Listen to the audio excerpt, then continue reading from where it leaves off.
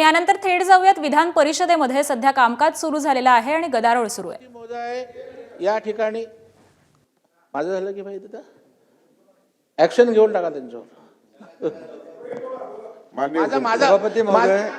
सभापती महोदय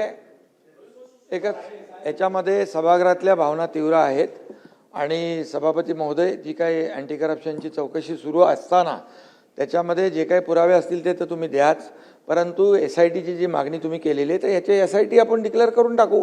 आणि अरे तो तिथं नाही आहे, तो तिथं नाही आहे। एक मिनिट तो तिथे SIT मध्ये अँटी करप्शन चौकशीमध्ये हस्तक्षेप करू शकत नाही, तो त्या जागेवर नाही आणि म्हणून परब साहेब SIT आपण त्याची चौकशी करू आणि 2 महिन्यामध्ये अहवाल घेऊ आणि कारवाई करू, असं करू।